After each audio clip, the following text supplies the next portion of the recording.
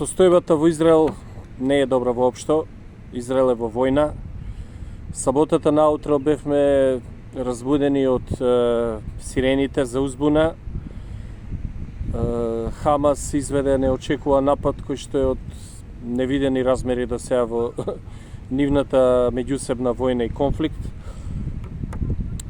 Огромен е бројот на загинатите, надминува 700, скоро 3000 повредени, но исто така голем проблем представува и големиот број киднапирани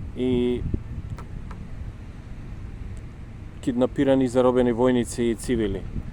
Тоа може да го смени текот на офанзивата кој што од вчера е започнато од страната на Израел, бидејќи мислењата во јавноста се поделени. Некои се за спасување, некои се за тотален напад и за уништување.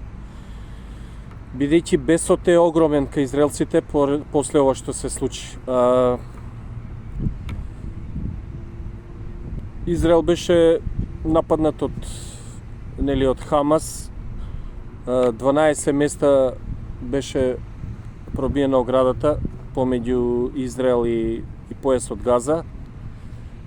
Беше нападнат еден музички фестивал каде што се претпоставува дека огромен број на млади, преку 250, се убиени и исчезнати. Значи, сликите беа страшни кои што се вртеа по нивните телевизиски канали.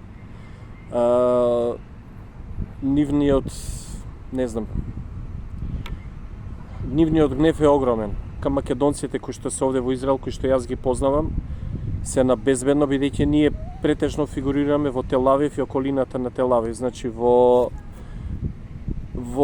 Бат Јам, Петах Тиква, Рамат Ган, амбасадорот не контактираше сите. Амбасадата доста ефикасно уште првиот ден не контактираше, не ги кажа протоколите на кој начин да се пријават тие што сакаат да се евакуираат. Во постојан контакт сме со амбасадата, се пријавија многу македонци кои што сакаат да си одат. Некои веќе заминаа. Како што кажав, ситуацијата овде е комплицирана и тешка, но се уште не планирам да заминам или не сум пријавен за евакуација. Конкретно, последниот 48 часа Тел Авив и околината имавме околу 7-8 узбуни за ракетен напад, но нивниот одбранбен систем железна купола е доста ефикасен и по мои сознанија неколку остатоци од ракети кои што се пресретнати во воздух има паднато по некои паркинзи во околината на Тел Авив, Бат Јам, едно предградие на Тел Авив, Ришон, мислам, без предизвикани материјални штети.